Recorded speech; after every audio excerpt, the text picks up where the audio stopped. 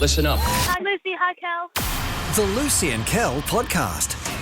Hey, everybody. Welcome to the Lucy and Kel podcast with Lucy. G'day. And how you going? Strike a light and what do you know? And producer Casey. Hi, what do I know is I don't know. Oh, it's Hi, cute Kel. it's cute you tried to attempt to sing that. And welcome back to what is our first podcast of the week.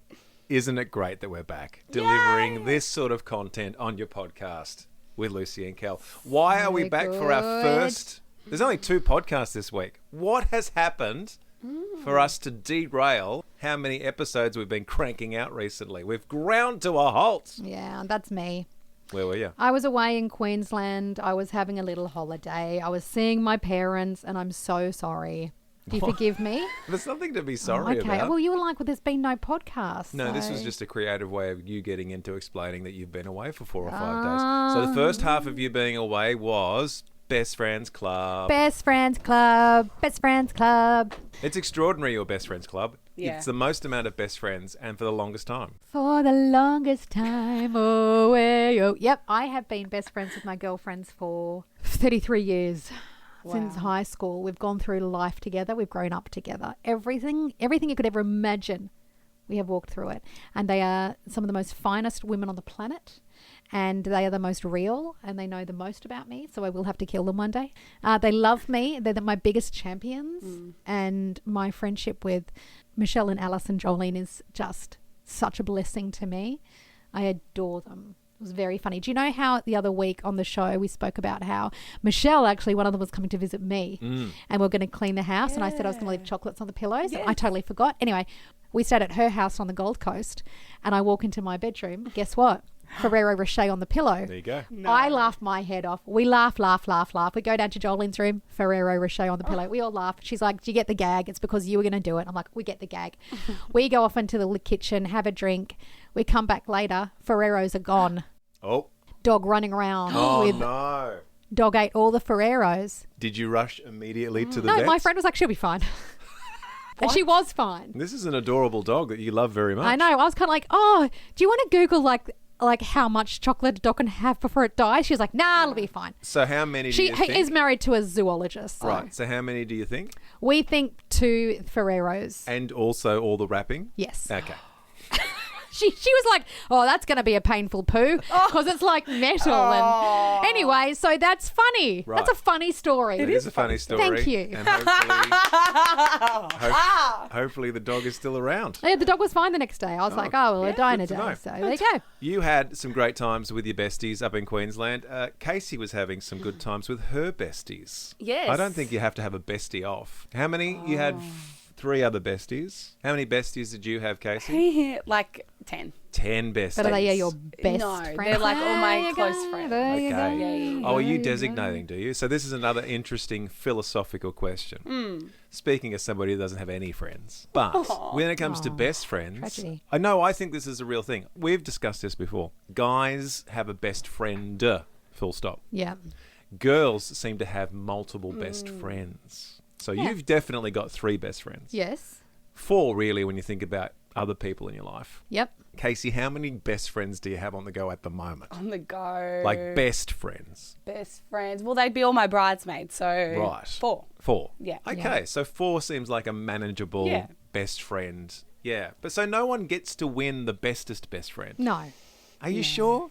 You don't have to name names, but is there a bestest best Yes. friend? Yeah. Yeah. So there you're both always thinking about your bestest best friend right now. is. Yeah. Do they know that you... Yes. Okay. Yeah. And they're only your bestest best friend because you're also their best friend because you can have a best friend. But So you sometimes you're in a group with all your best friends, Yeah. but you are looking at each other knowingly that you actually each other's bestest best Yes. friend. Yes. Gotcha. Correct. Yeah. Wow, the secret workings of women. profound. It How is, was isn't it? Let's acknowledge that Casey went on a hens weekend. Yes. And had a great time. She did. was so Telling me this morning, rode a horse. Yes. I know. I saw her. I was watching her, stalking her on Stalking socials. her on, Yeah, okay. She had Spammed it. gorgeous cowboy hat, cowboy boots. Yeah. She was dressed like Beyonce the whole weekend. Yes, I am her So actually. Beyonce. I love it. Yeah, went horse riding for the first time. Do you remember the horse's name? Yes, Bullseye. Bullseye. Because they said to talk to it because you're really connected to it. So I was like, I was patting him. I was Yeah. definitely him. You figured that out later on? Yeah. It's easy to tell I went sometimes. down and hugged Bullseye's neck. I'm like, good job, Bullseye. And then his ears twitched and then we were one. Oh, Yeah, that's it's very like good. Avatar where you connect to their hair. They That's can so be- lovely. They can be a very imposing animal, a horse. You can Yeah. either be really connected with them, because they often are used for therapy, horses, Yeah. because they're so quiet and steady in their soul, but also it can be quite frightening for people because it's such a large, Huge. powerful animal. But Yeah. did you get up to a gallop or was it just a trot? We did trotting. Ooh, got to trots. It's so What are you funny. laughing at? Everyone got bruises Yeah. on their inner thighs. Yeah. But I'm really laughing because the first time we trotted, we have 2 tour guides, one at the front, one at the back, and they yelled, we're about to trot. So everybody knew. My horse just starts taking off like I feel like I'm at the Melbourne Cup. Mind you, we're going 5Ks an hour. Yes. And then my friend who's behind me, she has a Canadian accent. Just imagine in a Canadian accent. She's like, oh my gosh, my horse is running. And then I turn around and she's like flailing everywhere and falling Oh, off. poor And we had to stop. girl. It was so funny. You just want to be the horse whisperer. You want it to be your life. Have you And- ridden a horse? Yeah. I got thrown from a horse very badly once. Yes. It was very traumatic. This is what we're talking about. Some people have Really really great traumatic. experiences and some have terrible. Lucy's had a terrible experience. I was horse riding on a beach with all these other horses and other people, and the horse in front of my horse collapsed in the sand. Collapsed from That's old so age. sad. And we were galloping down the beach, galloping full bore. And that horse in front of me just stopped and collapsed, and my horse went straight into it, flipped me, flipped the horse. I'm lucky it didn't crush me. I was flipped, and it was very traumatic. Yeah, it wasn't the fun. biggest shake-up of my life. Watching my horse run into another one, then flip over it, and me go flying. We didn't know if both horses had broken necks or legs because they didn't get up for a long time. So that was traumatic because I Yeah. thought, not that I couldn't have done anything, it all happened in a split second, but thinking that these 2 horses were going to have to be put down. But then they actually both got back up, Oh, and they were both and fine. so did you? So, we've had a really fun story. Yay! We've had a really serious story. Yeah. And I will bookend that with Yep. my horse story. Great. Okay. Are you ready? Yes. So I'm on a horse many years ago with my sister. So we're both on the same horse in the same saddle. And we are riding around on this horse together. I might have been 12 and she was 10. And we're just clopping along on the horse. And the person that had put the saddle on the horse hadn't affixed the saddle to the horse properly. So we're bopping along together on the horse, and then all of a sudden we start bopping and we start leaning to the left. And we all, and I'm not even joking, because we're young and our feet are sort of caught up in the stirrups. Yeah. And the horse saddle went from the top of the horse and we spun literally underneath the horse. So now both of us are underneath the horse as it's still clopping, because all it ever does at this point is clop, and it's dragging our faces through the dirt as it clops. That's awful. Sorry, I didn't mean How to old stamp were you? my feet. I was like Little. 12 or something. You must have been Yeah. little. Jackie did not get back on a horse. Ever. Trueness to the phrase, I did get back on the horse to try again. It was like a cartoon. Looking back on it, it's just... It's traumatic. The Lucy and Kel podcast. Celebrate with Lucy and Kel live this Friday for show 3000. Details at thelight.com.au. Time for some international news. International. News. This quite actually happened internationally. This is a story about something that has occurred on a passenger flight in... I'm going to say over international waters at about 30,000 feet. News coming out in the last 24 to 48 hours of a flight to China. And passengers were confronted with again, I don't think I've ever seen this in the video that they play before the plane takes off, but they were confronted with a fire on the plane, which is a very serious... In the overhead locker. event indeed. Yes, the video is doing the rounds at the moment, and quite literally in the overhead compartments, somebody's luggage has caught fire. Yep. It's a nice little... It's like if a box of brick burners, like the stuff you start your barbecue fire. with. It's pretty much... It's as on fire as I've ever seen something on fire, and it's burning in the overhead compartment area of the plane. And a couple of things to note, and I think this happens a lot. It's an unusual event that you're not expecting. Yep. So there's smoke in the cabin and there's fire. Everyone's still sort of sitting around. Yeah, because you have to. There is a guy in the video sitting directly underneath where the fire is happening. And I think he's like more concerned that he's missing some of the movie that he's been playing. Well, he was watching Avatar, probably. He's probably watching Avatar, and the fire is raging in the compartment above him. Some passengers are then standing around, and I believe the air flight stewards all got onto it and put the fire out, and everyone's okay. The flight was diverted. They landed. Everyone's safe. And the culprit, one of it's a conundrum. The lithium battery. Yes. What an invention. It's a spare power bank lithium battery. What an invention. A lithium battery lasts a lifetime, powers all of your products, but also one slight side effect, can spontaneously combust and catch fire. Well, I've got one in my bag right now, and I had mine, and I flew back yesterday, and I was thinking about it because they do heat up pretty hot. When they were inventing it and they were presenting it to the board, they were like, does everything really well. There's one side effect. Occasionally, without warning, will explode into a dazzling ball of flames. Yeah.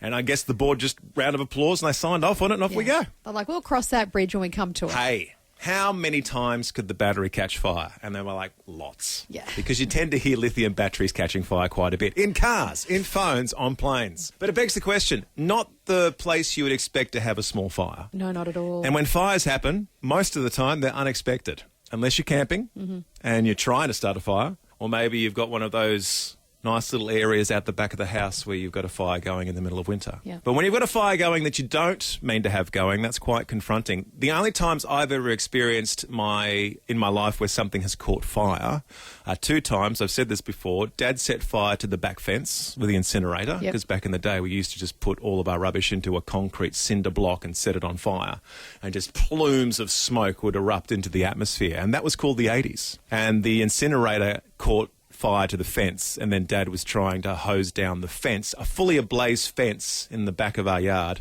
Dad was in his shorts with no T-shirt, just trying to put the fire out. And I believe Dad's attitude was like, I'm just trying to put the fire out.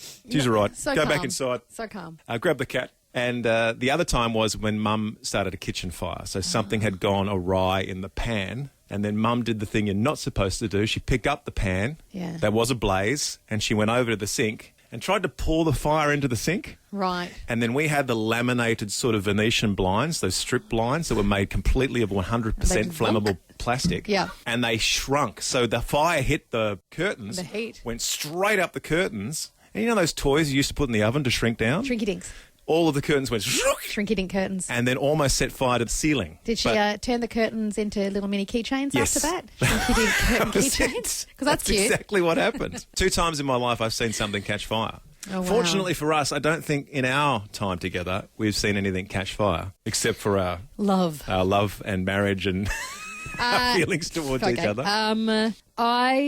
When I was learning to cook when I was about 18, yes, I was a late bloomer. I did that thing where I had the stovetop on and I threw a tea towel on top of the stovetop. So there was a fire on the stove. Yeah, gas fire. Isn't that the right thing to do? I'm always confused about what to do. Like I was cooking. And you tried to... No, let me just... Oh, my gosh, man. I'm trying to work out. I'm All trying you to said tell was, you. I threw a tea towel onto a fire. Everybody knew what I was saying. What are I you threw a saying? tea towel accidentally on top of the stovetop. I threw a tea towel on the stovetop. See, I'm with you, Casey. It sounded What like... don't people understand about this? No, it sounded like at the start, to prevent the fire from spreading, you've tried to put the fire out with a tea towel, which is what a lot of people would have thought, Casey. We're all nodding along. What you're saying No one is, thought that. I started a fire by just basically setting a tea towel on fire on top of the stovetop. I'm saying I cooked, I turned around, I threw a tea towel over my shoulder, put it on the stove, and it went vunk. It's not that hard. How did you put it out? Cannot recall. Just screaming a lot? No, I think I grabbed the tea towel and threw it in the sink.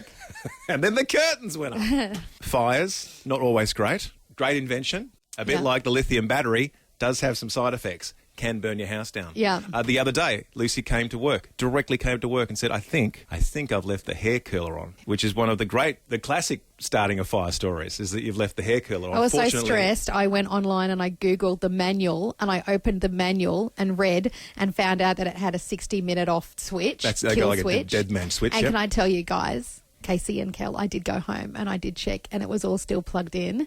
I only unplug it when I'm done, so I must have left it on. Oh, great. I did leave it on. I and did it did ask- turn off automatically. I did ask Lucy, how will we know if you've left it on? And she goes, well, either the house will be there when we get home or it won't be. That's a fair, understatement. Cool. Karen in Malvern East says, my hubby called me when my daughter and I were out shopping and he said, don't worry, just call the fireman. I've burnt the kitchen, but don't worry. He led with, Don't worry. I've just called the fire people. He goes, don't worry, it's out and it is okay. And so Karen said, I came straight home and the whole kitchen was black. She said he later told me the little dog was barking and told him he had an oil fire on the stove. Oh, dear. That's he not did the good. same thing as your mum, Kel, poured it down the sink and then burnt the curtains. Yeah. Karen says he has never lifted it down. Don't throw fire down the sink. It doesn't work. I don't know why as humans we think that's going to work. It's I not love going how to work. he's like, don't, it's okay. It's okay. We've got the fire brigade onto Okay. it, and it's the dog's fault. It's not my fault. Oh, the dog's dear. fault. Elizabeth, lovely Elizabeth in Ferntree Gully says, my best, most expensive sheets were in the dryer and they weren't dry yet, so I turned it on again, ignoring the prompt from God to empty the filter. After a while, the kids noticed something, so I went to check and I found flames shooting out of it. I tried to open it and I got burnt on my hand in the process, so I couldn't. So I got the kids out. We called the fire brigade and they came and they contained it to the laundry. She There goes, you it was go. very scary, but now I listen to the small prompts. Elizabeth Ferntree Gully. Got to tell you this, I am so bad at taking out the lint, and ever since this message, this is a new day for me. Now you'll never I'm going to complain? learn from Elizabeth. I'm going to empty the lint. She says God prompts her. My washer prompts me. My dryer Your prompts dryer. me. It says, Almost take out the lint. Every and I 20 go, minutes. no. And all I hear from the laundry is, take out your own lint. But now you're going to think twice. Sam in Berwick says, I left the fan on at my mum's house after a shower, came home to a burnt out bathroom.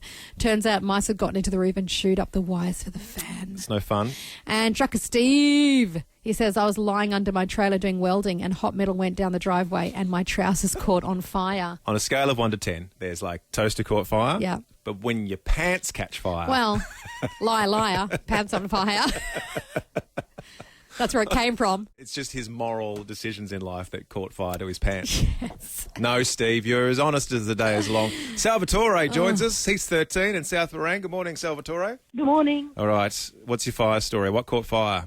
I was 7 years old and I just discovered matches. Oh, no. That's all you need to Mate, say, don't know, Salvatore. Salvatore. 6:30 in the morning, I went downstairs and I set fire to a brand new roll of paper towel. Right. Now, between you setting fire to the paper towel and your parents finding out, was that a short amount of time? It was about half an hour because I got it under control. I got it under control. Don't worry, you little lady. I got it under control. Don't worry, Mum. I've discovered matches, but everything's under Right. control. Don't need to call the fire brigade. Just call me, 7-year-old Salvatore. has lived a life. He's only 13. He has lived a life. Thank you, Salvatore. Oh, my gosh. Melissa in Croydon's on the phone as well. Hello, Melissa. Good morning, Lucy and Kel. What happened, Melissa? Mine's only a simple one of leaving the cookbook too close to one of the burners on our stove. The cookbook caught on fire. Thankfully, I'm not sure if it was me or my husband, one of us noticed it, and it was only the cookbook that didn't survive terribly well. Tell you what. Oh, that's Tell you- scary, isn't it? Tell you Easy what, done. I was Easy going to done. say, Melissa, I've never heard of that happening, but now that you mention it, I'm wondering if it happens quite a bit, that the cookbook Yeah, just I would think so. sets ablaze. Yeah. Thank you very much. I'm glad everything's all right, Melissa. Yeah. Jenny in Avondale Heights. Good morning, Jenny. Good morning, Kel and Lucy. How are we? Good. We Good, hope you're Jen. okay. You're talking to us, so hopefully everything's all right. But what caught fire? Some time ago, I was in the kitchen after school. Thought I'll make the kids some popcorn, put in the oil, let it heat up. I thought, I'll just go and check a couple of emails on the computer. I got distracted. Next, I hear my son saying, Mum, I think something's burning in the kitchen. And I'm like, what are you talking about? And it's, oh, my gosh, tear into the kitchen, flames shooting up. I panic. I get flour out of the pantry, throw it on the fire. It's just about gone out, just a little bit of a flame. And I thought, I'll blow it out. That'll fix it. Oh, no. And it goes, woof. Oh, my gosh. It starts to get, and my 3 kids are standing there, like Huey, Dewey and Louie, just watching me run up and down like a maniac. Then I got some clarity and I put the lid on the pot. Well done. The reason I panicked was because we just had a new kitchen installed. Oh, no. Jenny, I'm so sorry. Yeah, and black on the cupboards above and a bit on the ceiling. To top it off, my girlfriend was dropping in with her daughter, and as they were coming up the driveway, her daughter goes, smells like she's cooking a barbecue. Oh, yum. She's actually cooking the kitchen. The Lucy and Kel podcast. You're going to love this next bit. Oh, spoiler alert. Celebrate with Lucy and Kel live this Friday for show 3000. Details at thelight.com.au. A trip down to the news desk.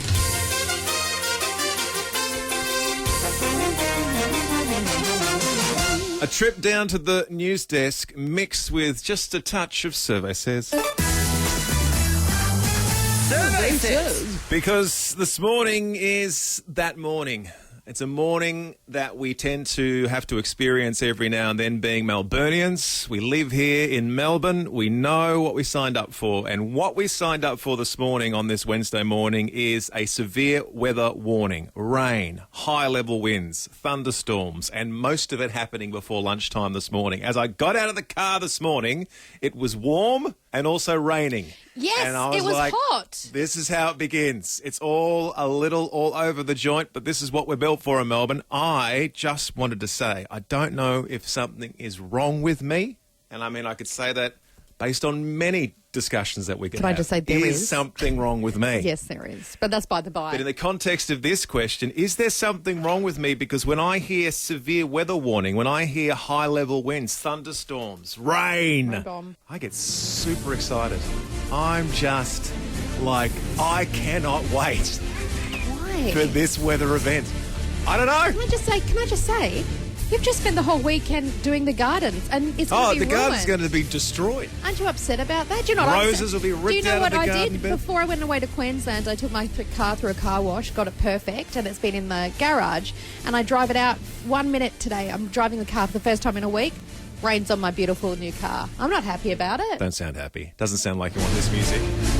As you look forward to a massive weather event. There's something inside of me. Is it scary? Should we be scared? No, I don't think we should be scared. It's just a lot of thunderstorms and rain and wind. But this is the other reaction. The other reaction is, should we stay inside and not come into work? Can I just say, I've just come from Queensland and it was 30 degrees and blue skies and everyone is happy and everyone is in shorts and singlets and they don't even know that we're going through this. I told a few people, I was like, I'm from Melbourne, and they're like, oof, what's it like living there? I don't wish for anybody to be injured. I don't wish for there to be any real damage. I just like the fact that whenever there is a large weather event, when it's windy and cyclonic and thunderstorms and lightning and thunder over the top of the house, I just feel like it sort of resets where we are in the world. Like we're tiny little specks of dust inside an ever-expanding universe. And I really dig on that feeling. I think I should have been a storm chaser. Guys. He digs it. One of my favourite movies growing up was Twister. And I was just like, yes, I get it. Yeah, I've never seen it. I get it, Helen Hunt and Bill Paxton. You want to be a storm chaser?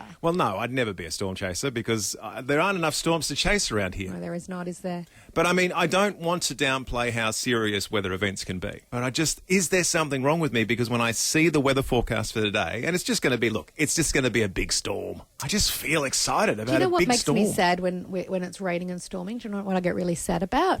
When I see birds on the wire and they're just sitting there in the storm. And I feel very sad for birds because you can't get away from it.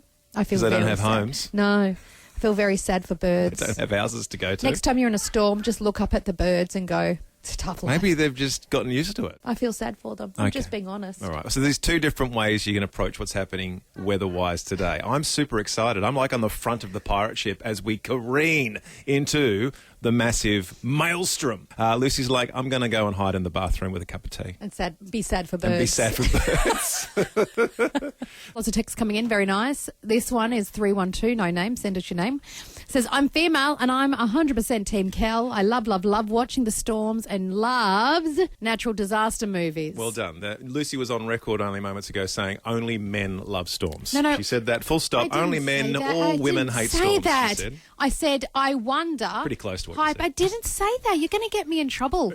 I said, I wonder if it's a girls thing. I said, I guess we will see. And we're saying it's not. We're saying it's a girls thing. Margaret says she's sad for people attending funerals today. In general? Because of the weather. Oh, the weather doesn't help. Oh, No. Sorry, Margaret. No. Vanessa says, I tend to find that major weather events like what we have today end up being more inconvenient than anything. She goes, it's just crazy traffic to get to and from work, and it means my dogs will lose their minds. Dogs won't like it, that's for sure. Dogs so will Lucy's hate worried it. about the birds. She just feels sad when she sees the cockatoo on a telephone wire getting absolutely pounded by the rain. Yeah. And she feels sad. Especially when they're A lot like... of people feeling sad for a lot of different reasons. Funerals, cockatoos. No. The dogs aren't going to enjoy it. Salvatore says, I love watching the thunder and the lightning. Very, very frightening indeed. And Danielle goes, morning, Kel, I'm so excited. She goes, I'm outside today helping my arborist team fallen trees is my jam. Love from Danielle. Oh, so she's going out there to help people out if there are a fallen tree or two. Well done. That's crazy, Danielle. Please be careful, Danielle. I don't It's know her if I jam. like, but I don't like that for Danielle. Well, the adrenaline's pumping and she's enjoying Danielle, her chosen please career. wear a hard hat. Truck Steve joins us. Now, it wouldn't be any fun driving the big rigs in wet weather conditions, but we'll see where Trucker Steve lands this morning. Good morning, Trucker Steve. Good morning. Lucy might have a different opinion, but there's nothing wrong with you, Kel. Blessings all. Definitely Team Kel. Thank you, Trucker Steve. You would have seen a few weather events in your lifetime, especially Yeah. with the kilometres that you drive. Yes, well, even in New Zealand when I was working back there as a contractor, big snow of 92, which building's roof collapsed back in Christchurch, and we're out in the thick of that. I'm with you, Trucker Steve. There is something about feeling a bit small. Yeah. I don't know That's why it. I That's enjoy realising that.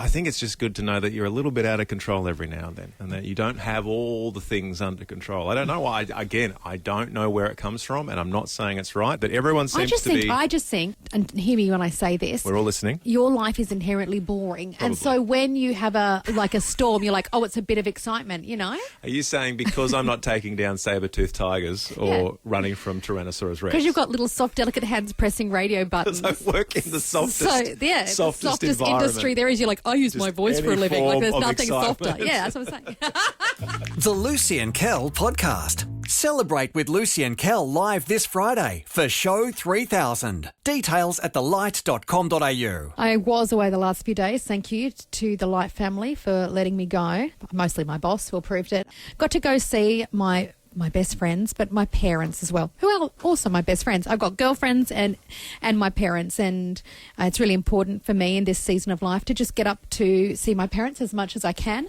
I'm very, very blessed to have mum and dad, and they are the world to me. So, you know, Kel and I had a chat a while back about just finding the finances to get up to see my mum and dad as much as I can. Well, you're very close to your mum and dad, and it can't be easy being this far away from them. It isn't, and it's hard when you're... Also, they're very close to the Gold Coast. It's hard. And the weather is amazing up there in Queensland. It's hard being away from my parents. Come to think of it, all the photos that come back from a couple of days with your parents, there's a lot of beach. There's a lot of ocean and sunshine and sunglass wearing. Yeah. But it's quality time with the parents. It is quality time. Actually, we didn't go to the beach at all. Thank you very much. Okay. We did go to the marina. You did watch Tipping Point. Oh, I know. I think Kel goes, what are you up to? And I sent the video. 30-second video of you watching Tipping Point with your parents. I was like, this is my life. Gets pretty crazy there at about 4:30 in the afternoon. It sure does. No, I had a really lovely time up there with my parentals, and on the final night we went out for dinner, and I do that thing now. I don't know what it is, but I do that thing where I secretly quickly go and pay so that Dad can't pay, and that is really important to me, that I pay for them every time I'm with them now. And I know they like it. Like my dad's the kind of dad who'll always pay for everyone all the time, but I don't want him to always do that, so I snuck away and I paid, and then I know Dad's like, oh, thank you, and I feel like I've learned that from him, and that's really important to me.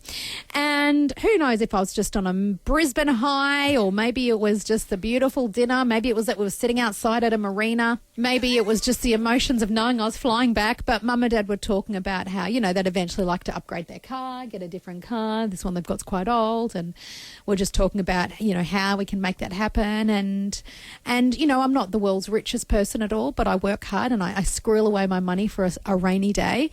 And I said to them before I knew it, I said, you know, I'd like to give you some money towards a car. It's not much. And Dad was like, no, stop. And my mum was like, whoa, Bill, wait, how much are we talking? And Dad was like, no.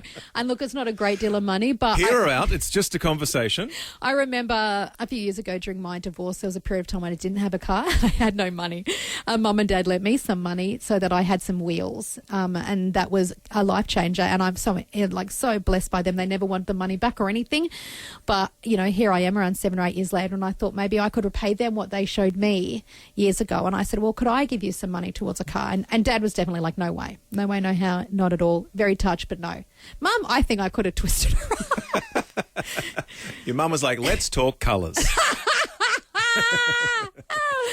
That's so funny. But it got me thinking. I came home and I said to Kel, hey, babes, I've offered this. I said, they haven't taken me up on it, but I've offered this. And then Kel and I had this really long chat on the way home from the airport about, I was lamenting the fact that I wasn't this rich person. I wasn't someone who had all the money in the bank. And I said, I wished I was wealthy. I wish I had all this money, not for me, but I'd love to be able to look after my parents in their older age. I'd love to be able to go, you need a car? I've got it. You want a new little apartment? I've got it. Like, that's why I wish I was wealthy, not for any other reason. I wish I could provide and look after my parents. And Kel and I had this big, deep chat about that need as you get older to want to look after your parents. So the tide turns eventually where they look after you so much. And you know, it was only, 7 years ago where they were giving me money for a car. But you get older and suddenly you're like, I just want to pay them back for the whole life they've given me. And I can't buy them a car, and I wish I could more than anything. And we started thinking about this whole, feeling and philosophy that as we age, we want to love our parents. And that's what we ended up talking about the whole way home in the car ride on the way home. And it doesn't have to be a 2-story apartment, but you can just be like, I just want to look after mum and dad a little bit. I know for a fact that even last night, and this is what normally happens, I'll go over to my mum and dad's for dinner and bring the kids, and we go and grab pizza, and dad will always shuffle off to the bedroom and come back with a $50 note and hand it to me. Yeah. And I've given up saying no to dad, so I'll grab the $50 and then I'll hand it to mum, and mum will take the $50 and then I'll go buy dinner for everybody. Because mum and dad have blessed me so much. I know. It's the least I can do. Just those little things sometimes. Yeah. Where you just go, it's don't those worry, little things, I'm going to take you out to dinner, mum and dad, or I'm going to do this for you, or I'm going to pay to get the gardens done and stuff like that. Yeah, just or little like things. you do. You go over and do the gardens. Well, I don't. My eldest son does. I bring my eldest son to his grandparents and then I watch him do the gardens. So, works out for me. Yeah. Karen's texted in and said, absolutely would love to love on our parents who did so much for us. She goes, and we can't wait for our children to do the same for us. She goes, we've just gotten out of debt by helping our kids over the years who are now all adults and they're all doing well. There is a lot of that going around. There's a lot of parents. The bank of mum and dad in the last decade or so has kept a lot of society afloat, I would have thought. A beautiful text from Debbie who goes, unfortunately, I don't have my mum and dad anymore, but I am blessed with 2 boys in their 20s who bend over backwards to help me in whatever I need. A good example of this is I was stranded on the Gold Coast as my flight was cancelled, and my boys paid for my extra night's accommodation without a care in the world. Good sons. Well done, kids. I love those boys. That's so nice. More of that. You're going to be fine, Debbie. They're going to age up and they're going to buy you a car, Debbie. Can't promise that. All right, Shelley in Brookfield's on the phone. Hello, Shelley. Hey, guys. How you going? Great to have you on board, Shelley. We've just found out that Lucy's expecting a Porsche from Shiloh at some time later on in the future. What's your story in regards to maybe looking after your parents financially? I did spend 10 years living with my mum so that I could support her more physically and taking her to the doctors and stuff. There's a lot of that too. It doesn't have to be a financial support. Maybe it is, like you said, maybe moving back in with your parents to help them in their later years, maybe with some health concerns. And how long did you stay for, Shelley?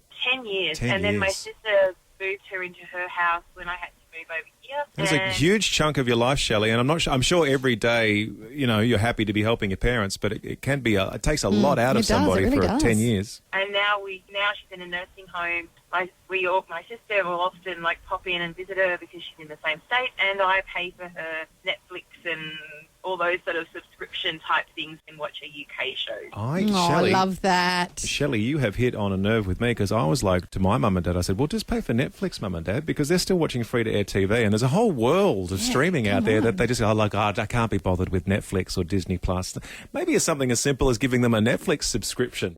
Well done, Shelley, for all the work that you've done for your parents. And Kathy in Hastings. Good morning, Kathy. Morning. How are you? Very good. So good, Kathy. I'm taking my mother on a holiday on the Murray Princess. Paddle steamer. That'd be an amazing holiday, Kathy. You must be looking forward to it. It's only 3 nights, but yeah, it's going to be nice and relaxing. Taking the parents on holiday would be a big ticket item, I would have thought. And I think and your mum's obviously older, I think just a cheeky little 3 nights away is a nice length of time for her as well. That is lovely, Kathy. That's exactly it. Even just a couple of days taking you on holiday, you don't have to worry about anything. That's a wonderful, wonderful. Good job, Kathy. The Lucy and Kel podcast. And dare I say, at the end of another successful podcast, well done, Lucy. Thank you very much. And well done to Casey. Thank you. This is our first of 2 podcasts this week, so if you enjoyed this one, there's another one tomorrow. And then on Friday, we'll be a bit busy. Show 3000 will be happening for us. Thank you very much again from the bottom of our hearts to Casey and Lydia and Helen, a lot of people behind the scenes putting this all together. Yeah. So thank you so much to the people involved, because Lucy and I will be turning up presenting the 3 or 4 hour show live in front of as many people as want to turn up. And if you want to turn up, you can. Yeah, you can. And please do. There's still some tickets left at thelight.com.au, but it's going to be mega. There are prizes. There are show bags. There's so much. It's going to be amazing. It's going to be good. And then Casey's going to have a lie down on the weekend. Yeah. So have yourself a great whatever time of the day it is for you after listening to this episode of the podcast. We'll be back with another one tomorrow. And until we meet again... Whoop, whoop. Well, that's all for now. But you can download more podcasts anytime or catch Lucy and Kel live weekday mornings from 6 till 10 on 89.9 The Light. This is the end bit. This is the end bit. Woo! This is the end bit of the show. And bit.